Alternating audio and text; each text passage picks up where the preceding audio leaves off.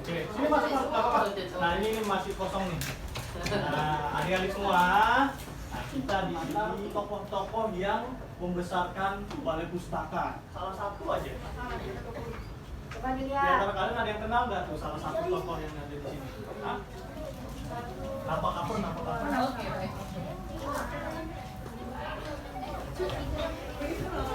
Ingat anak yuk. Dan ceritanya itu menarik. Karakter masuknya juga menarik. Kan nggak berberdirian sama harusnya gitu. Kalau membaca sebuah cerita, sementara kalian adalah editor yang sangat dekat dengan dunia penerbitan, minimal itu bisa jadi referensi. Satu, kedua, jadi menaikkan keinginan kalian untuk menulis. Nah, mungkin yang pemikiran kritis yang harus kalian lihat dari buku ini adalah satu, sebenarnya kalian harus melihat karakter yang kalian, jadi ini ya, sebuah cerita itu yang paling penting itu satu karakter. Nah, karakter yang kamu sampaikan tuh biasa aja. Kamu sih. Tapi di atas buku ini dikarang oleh Idrus dengan nomor Balai Pustaka 1655, cetakan ke-22 dengan jumlah halaman 172 halaman dan bergenre sastrawan Indonesia asal Padang yang merupakan sastrawan angkatan 45. Pada masanya Idrus itu menjadi pengarang yang dibilang kontroversial karena pemikiran-pemikirannya yang unik dan kritis. Baca seakan diajak melihat langsung realita dan ironia yang terjadi pada masa itu. Buku dari Ave Maria Perjalanan ke Roma ini dibagi menjadi 3 bagian yang diawali dengan cerpen Ave Maria dan ditutup dengan cerpen Jalan Lain ke Roma. Karena dari tadi siapa Lia menyampaikan point of view-nya adalah tema-tema yang dimunculkan. Sementara kalau dalam perspektif saya, korek nih kalau di sastra. Lanjutkan. Jadi dari ketiga bagian itu memiliki tema yang berbeda, masing-masing berbeda. Untuk bagian pertama itu judulnya Zaman Jepang, di dalamnya itu terdiri dari satu cerpen berjudul Ave Maria dan satu naskah drama berjudul Coret-coret di Bawah Tanah. Di dalamnya terdiri dari 7 cerpen yang berjudul Kota Harmoni, Jawa Baru, Pasar Malam Zaman Jepang, Sanyo, Fujinkai, Oh, dan Niko. Dari bagian ini membaca bagaimana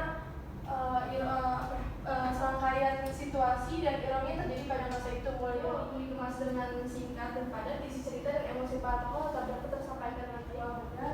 Lalu emosi para tokoh dalam cerita juga dapat ditonjolkan melalui akting para pemain.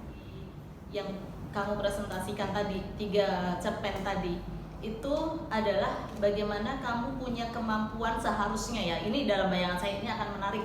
Jika kamu punya kemampuan melihat hubungan antara konflik masa itu dengan sekarang yang tahun 42-an sampai masa kemerdekaan dengan konflik yang terjadi sekarang, dengan judi gitu. Nah, itu relate banget. Nah, itu justru yang harusnya kamu kulik. Jadi otomatis yang menarik kalau kamu bisa membuat sebuah tesis. Jadi soal balas dendam itu juga ada topik diskusi soal keluarga.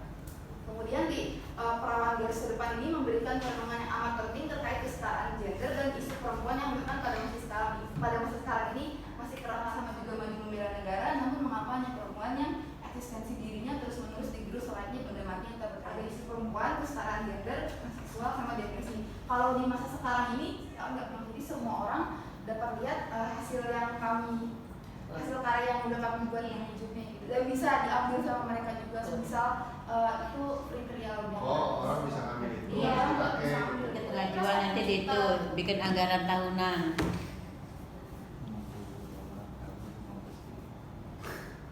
Yang saya buat ini karena dia tokohnya itu banyak, rombongan, jadi saya ada juga yang versi banyak orang biar kelihatan kalau emang Kita orang-orang yang baca literasi, yang baca buku. Jadi menurut saya kalau misalkan kita promosi di akun ini targetnya udah lebih jelas ya, lebih luas dan untuk akun literasi yang cukup berpengaruh gitu. Followersnya udah 805,3 gitu.